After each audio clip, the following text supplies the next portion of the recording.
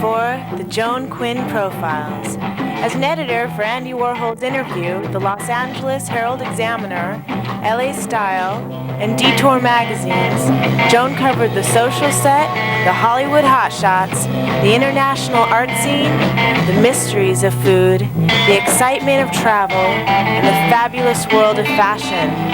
Joan continues to find creative people on the cutting edge who make things happen. Here's Joan Quinn.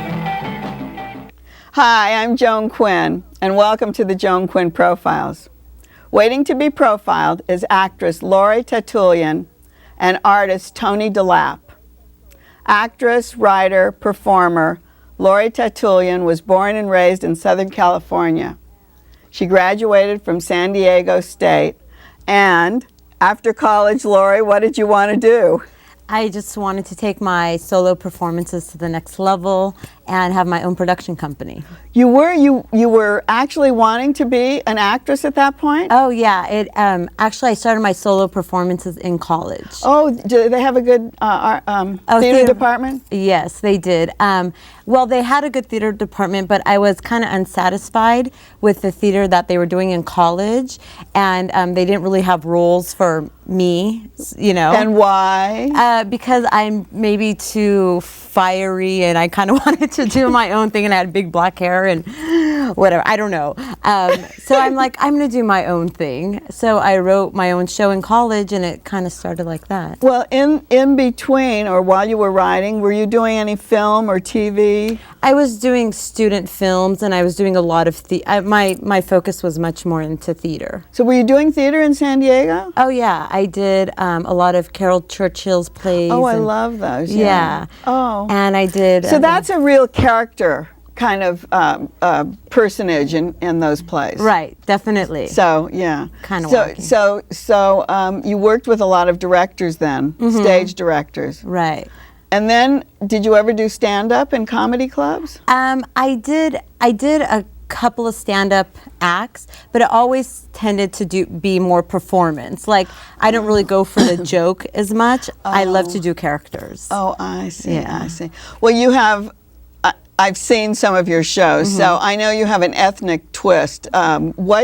What brought that on, and what kind of audience do you play to? Well, I play to all sorts of audiences, but in Los Angeles there's a big Armenian community, and so when I see that there's a big Armenian community, I really make it, I cater to them when I see there's a lot of them. Do you rewrite it? Yeah, I rewrite, and sometimes I rewrite while I'm on stage. Oh, you do? I love to improvise. So it is a lot of ad-lib as you're going along. Yeah, I mean, I have the framework, but then off of that I like to explore. But you take your shows to different parts of the country. Do they get it? Do they understand the ethnic balance that you're bringing? Oh yeah. They do? Oh, they do, and they love it, because I translate it for them. You know, I make it accessible to them. Definitely. I see. So your play's been called different things, yeah, right? What was for the first one I saw? I forgot. Sitting Twisted, Talking Straight. Right. I did that, and then I had Unplugged. Yeah, and I think that's the one you also saw. And then right now it's called Sketched. And it's sketched. I'm going to just hold this up. But is it all different material in each one of those plays, or do you overlap, or? They're kind of like, my pieces are like my children or friends, and whichever one I feel like close to, I want to put in my show. So I mix it up. Every night is kind of different. Oh, it is? Yeah. So then how do you get a support staff? I mean, what is your director? Do you have a director? Yeah, I have a director. His name is Felix Pyre. And before I didn't work with directors, I was kind of like, I'm going to do it on my own, and I want my own voice. But now I'm really honing my craft a little more and making it more polished, you know. And you know, the thing is, I always think that someone who's writing for themselves and a one-person show really doesn't need a director. And every time I've interviewed someone, they say, no, we need a director. Yes. Definitely, because you need that eye. You can't see everything, you know? But how do you pick a director? To have the same kind of eye you do, or do you want a different eye? No, really it's the dynamic. I need somebody who has a strong dynamic and really understands where I'm coming from and won't interfere too much, but just kind of kind of guide me and mold my pieces a little bit more. So he directs it, and then what about the lighting? When you travel, you go on and off the stage, and I have my lighting and sound people. I have my friend Greg Rohde, who's been doing my show since I was in college. oh, so he knows how to follow you around? Yes, he does. He knows. And then what kind of music or background? Do you use sound? Yes, I have live music. I have a pianist. His name is Ara Dabanjan, and he plays the accordion and piano and guitar. I mean, he does it all. So he's off to the side, and during my transitions, or if I need music, or I do musical vignettes, he plays the music. Can he ad-lib along with you? Oh yeah, we have that chemistry where he's like, what is she doing? You know, and then he'll start playing, and it just kind of flows. So it's really good to have someone who's familiar with you. Right. I've seen it in different kind of venues. I saw it as an audience with a stage. Right. But I think Sketched right now is in what kind of venue? It's a small, well, I don't want to say small, it's a more intimate space. It's a studio.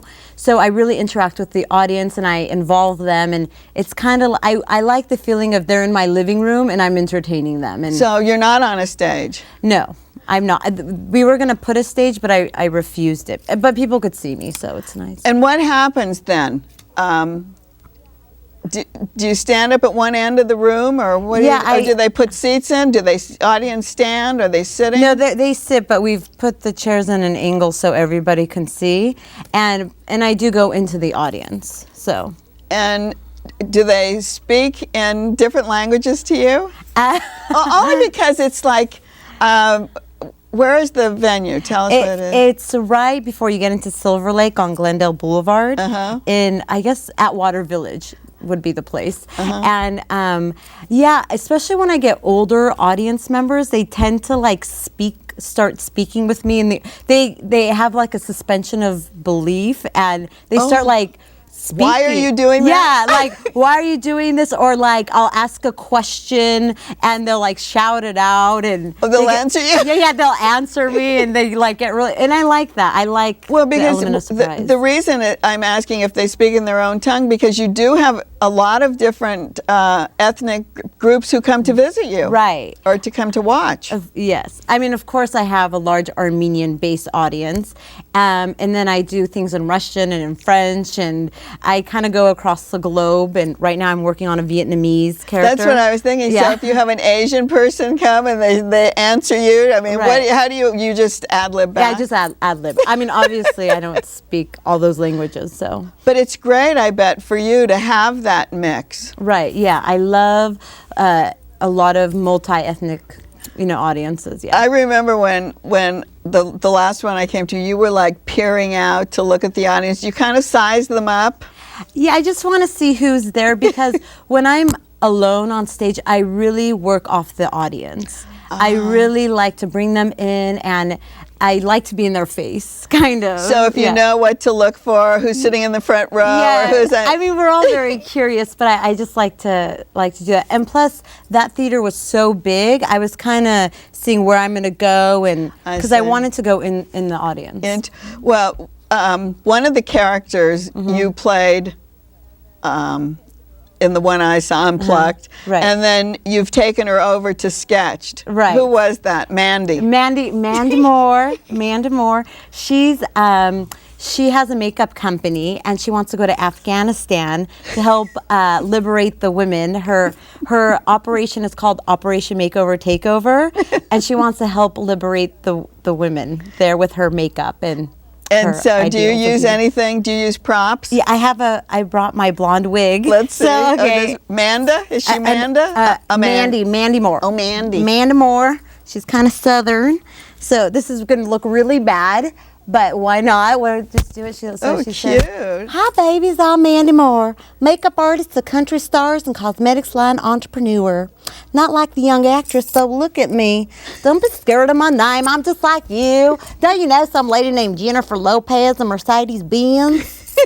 So people start talking back to you. Yeah, they start talking to me like, "Oh yeah, I want to do it." And they like the black coming out of the blonde. It's very looks stylish. great. So and then the next character will be completely different, right? Right, it's different. I do a character. based off of the story of Romeo and Juliet, which we all know, but it's 20 years later. So they survive their double suicide, and it's 20 years later on their anniversary, and she's complaining about Romeo, that he's a womanizer and he's a slob, and she was only 14, she was horny, like what did she know? So she's kind of talking, like in a Italian accent. She's like cooking the dinner and like Romeo, he's a womanizer. Is it in his genes or is it in his genes? So she's like really kind of, you have all the spaghetti. I have the spaghetti. I'm plucking the chicken, and I'm talking about all the women he's been, been with, and that's very funny. Yeah. And you write all that material. Yeah. So where do you get your influences? Just my own experience of life and whatever, like any other artist, whatever talks to me and speaks to me. And I have a really absurd sense of humor. And I find the funny in, actually, someone came to my show last week and they're like, your pieces are very political. And I don't tend to be political, but there's so much, we're such in a flux right now politically that I just have to make fun of it. Yeah, because you did talk about Afghanistan, you talk about the Iranians, you talk about the Muslims. The Russians, So in a way, you're probably drawing information from those different situations, and instead of being a stand-up comic, you make a performance out of it. Right, I make definitely. I like to speak through character. I just love doing characters. What about the costuming? Because you do most of it on stage. How do you do that? It's all obviously very choreographed. Yes. So with this show, I made it a point never to go off stage. So I do all my costume changes in front of the audience. So, and I choreographed it, and it's running smoothly. And what do you use? I just wear basic black underneath, and then one wig will come off, and my voice starts to change, and I'll go into something else, or I'll put on a coat. So it just keeps it's like moving. A dance. You brought a hat. Did you bring a hat? Yes. What is that? This is actually my father's, but I decided to. It's a real communist general's hat. It's so fabulous. Isn't it fabulous? Yeah. So I do this Russian character. Привет, хорошо, дисуда. I would like to talk about Russia. So and then you wear that? That's beautiful. Yes, so it's pretty. And then you write a skit about the Russian. About the Russian. So are you a man in this one? Yes, I'm a man. I'm a man. Finally, yes. But you do other things that really make you look like you're changing gender. Right. I think it's mostly my physicality. So when I do the Russian, I, sit with my legs apart and, and he's kind of debauched and he's drinking and vodka, so it's like. And you make that? Yeah. Well, you put on a little show for us today. Yeah. Thanks. Thank you. And we'll all keep looking for Lory Tatoulian and your one-person plays. Definitely. Thanks, Great. Lory. Thanks, Joan. Thanks for watching, and don't go away. We'll be right back with artist Tony DeLap, and those are his paintings on the set today. We're going to talk to Tony.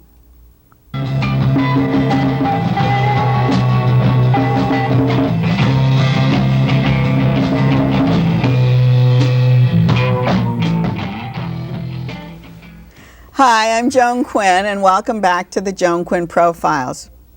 Artist Tony DeLap was born and raised in Northern California, where he went to Menlo College and the Academy of Art in San Francisco. He moved to Southern California to start the Studio Art Department at University of California, Irvine. Is the Studio Art Department different from the regular art department? Well, I think it was when I was there, because it was of course a new program, and John Copeland's, who was quite a well-known Southern California critic. John ended up as editor of Art Farm magazine, right. And then his career went later to New York, and then he became a well-known photographer, actually. But John called me. I was teaching the year of 1964 at UC Davis. And John called me and he said, do you want to come down when the new school opens at UCI in 1965 and helped me start the studio art department. He was fond of my work, and he had recently come to Southern California, and John was a very interesting guy because he'd left San Francisco. He kind of art-wise rode in off a bit, and the only place that was really important now was Los Angeles. I see. And so anyway, Kathy and I had just recently been married, and I thought, well, I've been in the Bay Area most of my life, and so sure. So I did go down, and John and I put together rather quickly a studio art program, but it was a remarkable program in those years. What does it mean, studio art program? Did you give the artists their own studios? Well, no. Some of the graduate students. That's what I wondered. Is that had their own studios? But the graduate students at UCI did not come until 1970. Oh, so it was actually an art department, and I got confused when you said studio art. Studio art. Yeah, and that meant that we were, and myself, for a very short period of time, we're responsible for painting, sculpture. In other words, people who were actually creating works of art. So did you have to hire faculty? We had to hire faculty, and we quickly hired John McCracken, who was a very, very close friend of mine. In fact, I had known John in the Bay Area, and he was a student at Arts and Crafts when I was there. And so John came down at the time I did, and we gave John a job. And then it was very easy to come into Los Angeles and ask artists such as Larry Bell and Ed Moses and Bob Irwin. They all came to teach there? And they all came to teach there. Oh, I didn't realize that. And we had this, it's still, I think, a bit not that widely known, because we had a group of artists and an excitement of people coming and going at UCI at that time. And we had a good number of artists from New York. Roy Lichtenstein was out, and Klaus Oldenburg was out.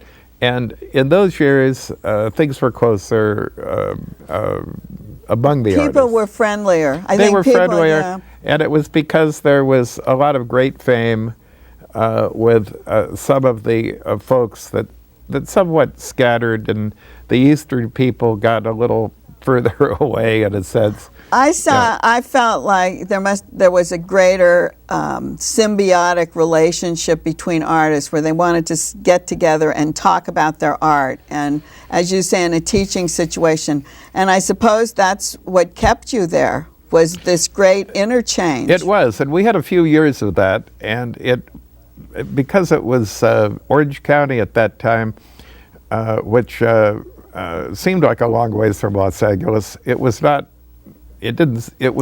far because there was so much activity.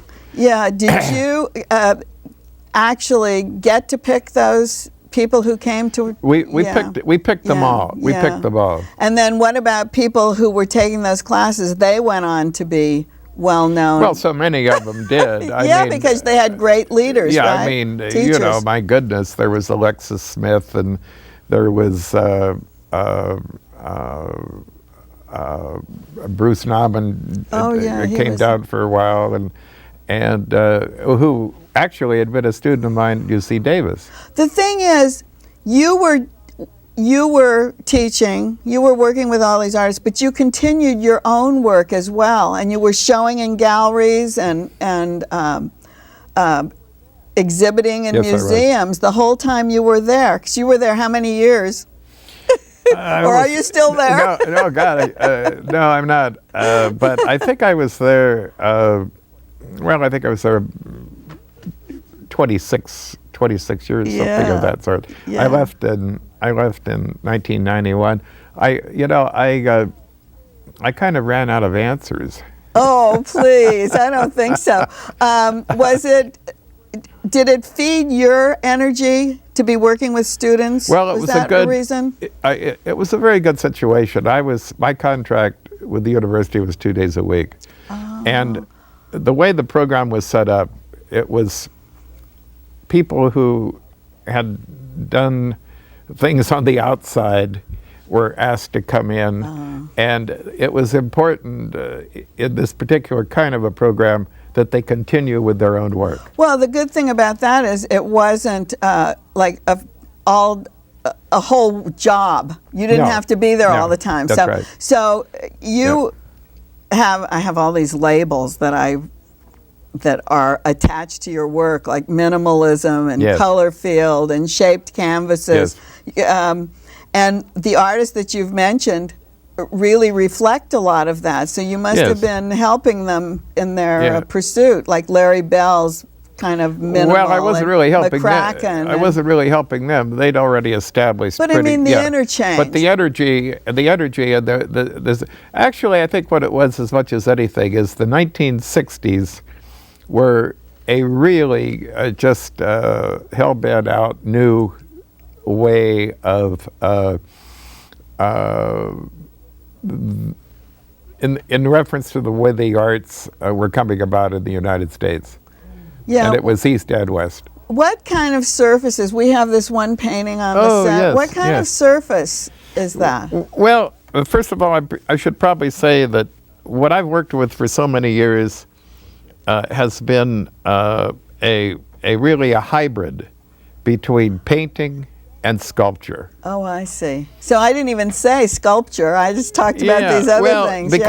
Because it has a dimension, and because it involves real space as well as two-dimensional space, it's that area between. So it's like a floating piece too, right? Well, in a sense, yes, yes. But there's also another label that I didn't talk about, formalist. Yes. I mean, do we apply that to your work as well? Well, I think so. I think that foremost in the sense of a tradition of the isolated object to the wall, but my preoccupation has been the edge. The edge. In other words, and this is the edge that we just. Yeah. What happens to a painting when you run out of painting and you get to that edge and you come around and you look at it from the side? And that really has been really my pursuit. And I've worked with that in one way or the other since the early 1970s. Yes, there you go. Here's another piece talking about on and so the edge, the dark edge there is actually a shadow, but at the top of this shape or this pointed, painting, it's touching the wall. So if you're facing the painting front on, it looks like maybe it's a normal painting.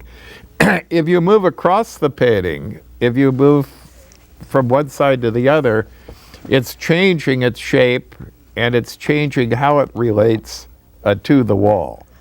Here's an example of one of the very first paintings. And on this painting on the right, it has a wood edge. Oh, you have a wood edge. It's like a frame in a way, right? Like a frame, but the frame became, for me anyway, the frame became pretty much the content of the painting because I shaped that frame. The interesting thing is when you talk about that, because I don't think we think about going off the edge of the painting because we always put a frame on it. Exactly. So you don't look around the edge. But yesterday I was with a painter and he had just finished my portrait, Jean Kazanjian, and he said, you're free to take this home now. And I looked at it and he said, oh no, I want to paint the edges. I don't want you to frame it. So he says, I want to take it around the canvas. And you're saying the same thing. We never look at it from that point of view. It stops. Yeah, that's right. And because a painting is a two-dimensional. Right. But what has always been my interest is merging and integrating the real space with this two-dimensional space. And so I spent a lot of time thinking and worrying, and Do people get it? I mean, I haven't quite gotten it. I'm getting more. Every time you talk about it, you get more. Well, may I show you something with Yes. a deck of playing cards? Oh, yes. Yeah, I hope that this is just of reasonable interest as well as making my point. Can this camera get him? Yeah. Can this Yeah, be there. He seen on- sees you, yeah. Yeah, because I've had this interest in magic for so long, and it's been a great escape at times when you just have to get away from your work. But in working with the playing cards, one day I noticed that if I twisted the edge of the playing cards, that Yeah, you get a this slant. twisted edge, I get what in a architectural term is a hyperbolic paraboloid. In other words, it's a warped surface that's made up of straight lines. And so if we can imagine that twisted edge being the edge of one of the paintings, we can see, I think, a bit more readily one of my preoccupations, which, as I say, was shaping the edge of that painting so that as you move around it, the shadows and so forth from one side to the other change. I think that really taught us the lesson. I think that really shows what you're talking about. And you worked with that a lot? I worked with that, and as I say, the playing cards have been a part. Yeah. As a matter of fact, the way this came about is with the playing cards is if you don't mind, I'm just going to give you that, and I hope that this is just enough amusement to just please take a card, Joan. Okay. Okay, and turn it over. Okay. And just mark it all up. Okay. Okay? All right. Okay, now, this is the card that you've marked, Okay. the 10 of hearts. And what I was working with at the time was I took that 10 of hearts and I turned it over, and I thought, if I put that 10 of hearts down here somewhere, how do I get it back to the top? Yeah.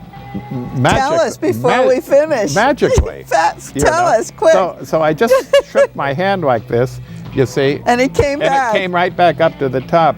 But then, when I twisted the deck like this, I was overtaken by the edge in reference to the work more than I was the fact that I had made this. Oh, I see what you're saying. Oh, you gave us so many good lessons today, Tony. I'm sorry we ran out of time. Well, thank you. Thank you. Thanks for coming on the show. And your paintings are at Patty Ford Gallery in Santa Monica. And your catalogs are at Art Catalogs at Mocha. And we thank you. Thank you. And thank you so much for having me. Thank you. And keep writing to 777 South Carolina.